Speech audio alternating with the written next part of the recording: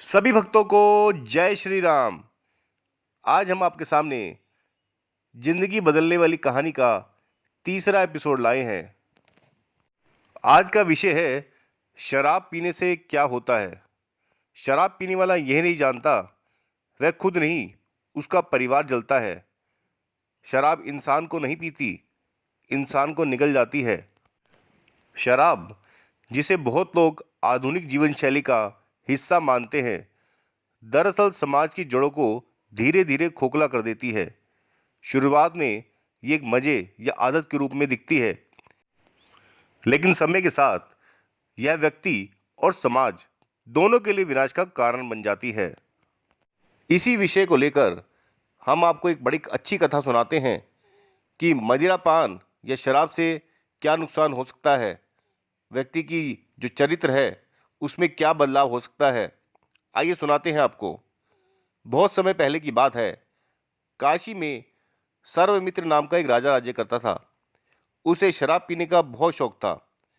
वह स्वयं तो शराब पीता ही था, प्रजा तथा कर्मचारियों को भी पिलाकर बहुत हर्षित होता था। जहाँ का राजा, घर का पिता, अगर ऐसे काम करे तो राज्य और परिवार का क्या हाल होता होगा, ये आप समझ सकते हैं। राजा सर्वमित्र को इन बातों की तनक भी चिंता नहीं थी। वह तो राग रंग में इतना मग्न हो गया था कि उसे कोई चिंता सताती ही नहीं थी। एक दिन राजा सर्वमित्र अपने मदिरा गृह में अपने अधिकारियों के साथ बैठा हुआ था और मदिरा का कार्यक्रम चल रहा था। तभी एक ब्राह्मण ने राजा के सिंहासन के सामने प्रकट होकर कहा, राजन, इस पात्र में मदिरा भरी हुई है। इसका मुख सुगंधित पुष्पों से ढका है। इसे कौन खरीदेगा? क्या आप इसे खरीद लेंगे? राजा ने ब्राह्मण की चरण वंदना की और कहा, आप तो बड़े गुणवान पंडित आदमी लग रहे हैं और इतने बड़े ब्राह्मण होकर आपको ये शोभा नहीं देता। आपके नेत्रों से तो दया उमड़ रही है, अद्भुत तेज है आपका। ब्राह्मण बोला, राजन, यदि तुम इस लोक और परलोक की चिंता ना हो, नरक यातना का भय ना हो, तो इसे खरीद लो। यह सुनकर राजा सर्वमित्र आश्चर्य में पड़ गया। बोला, ब्राह्मण शेठ, आप तो विचित्र ढंग का सौदा कर रहे हैं। कितने सत्यवादी हैं आप धर्म पर अडिग हैं। ब्राह्मण ने कहा, राजन, ना इसमें पवित्र फूलों का मधु है, ना गंगा जल है, ना दूध है, ना दही है। इसमें विषमयी मदिरा है। जो पीता है वह वश में नहीं रहता। उसे किसी चीज का विचार नहीं रहता। वो कहीं भी जाकर गिर जाता है, अपनी उल्टी ही खुद खा जाता है। कुत्ता उसको मुंह चाटता है। उसे खरीद लो, अच्छा अवसर है। इसका पान करके तुम सड़क पर नंगे होकर नाचोगे। तुम्हें पत्नी और सामने वाली किसी स्त्री पे भेद नहीं दिखाई देगा। घर का राजा, पिता, अगर ऐसा करेगा तो प्रजा और परिवार वाले भी उसका अनुसरण करेंगे। इससे क्या है, समाज का विनाश होगा। और यही हो रहा है आपके साथ।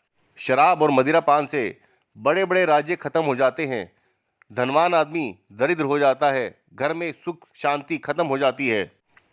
यह सुनकर राजा सर्वमित्र ब्राह्मण के पैरों में गिर पड़ा और बोला, ब्राह्मण देवता, भला इसका पान कोई क्यों करेगा? आपने मेरी आंखें खोल दी। आपने मुझे इस तरह शिक्षा दी जिस तरह पिता पुत्र को, गुरु शिष्य को और मुनि दुखी को सन्मार्ग पर ले जाते हुए देते हैं। मैं प्रतिज्ञा करता हूं कि अब कभी मदिरा पान नहीं करूंगा। पुरस्कार के रूप में मैं आपको अच्छे अच्छे 5 गांव, 100 दासियां और अश्वयुक्त 10 रथ प्रदान करता हूं। तब ब्राह्मण वेशधारी बुद्ध ने रहस्य स्पष्ट करते हुए कहा, सर्वमित्र, मुझे तुम्हारी किसी वस्तु की आवश्यकता नहीं है। मेरे पास तो स्वर्ग का वैभव है। मुझसे तुम्हारा पतन नहीं देखा गया, इसलिए ऐसा स्वांग नचाकर मैंने मदिरा पान के दोष बताए। मैं तो कर्तव्य पथ पर हूँ। यह सुनकर राजा सर्वमित्र एक बार फिर उनके चरणों में गिर पड़ा और उनसे क्षमा मांगते हुए बोला, देव, मुझे क्षमा कर दीजिए। आज के बाद मैं कभी मदिरा पान नहीं करूँगा। आज किस घर में चिंता तनाव नहीं है, लेकिन इसका ये मतलब नहीं कि हम शराब को उसका साधन बना लें। शराब कभी भी समाधान नहीं है, ये हमेशा समस्या का कारण बनती है। एक सशक्त, शिक्षित और अच्छा समाज तभी बन सकता है जब इसमें नशे के लिए जगह ना हो। हम लोग मंदिरों में जाते हैं, पूजा पाठ करते हैं, लेकिन घर पे आके शराब का सेवन करते हैं, तो ऐसे मंदिर में जाने का क्या अर्थ है? आप खुद सोच के देखिए कि हम मंदिरों में जाते हैं, भगवान की पूजा करते हैं और उसी हाथों से, उसी मुख से भगवान का नाम लेते हैं, तो ऐसे भगवान कैसे प्रसन्न होगा? ये कभी सोच के देखा है आपने? आज शराब को स्टेटस सिंबल बना के रख दिया गया है। कोई भी पार्टी हो, फंक्शन हो, शादी हो, शराब सबसे पहले परोसी जाती है। शराब पीने से कोई खुशी नहीं मिलती। खुशी मिलती है परिवार के साथ, दोस्तों के साथ, और खुशी तभी मिलती है जब साथ में सब लोग होते हैं, दुख परेशानी में शामिल होते हैं और एक दूसरे का साथ देते हैं। आपको ये प्रसंग कैसा लगा? आप हमें ज़रूर कमेंट करके बताएं।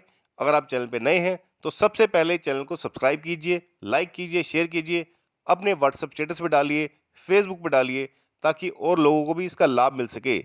ये संस्करण जिंदगी का आईना है और जिंदगी बदलने वाला भी है। जय श्री राम, जय श्री राम, जय श्री राम।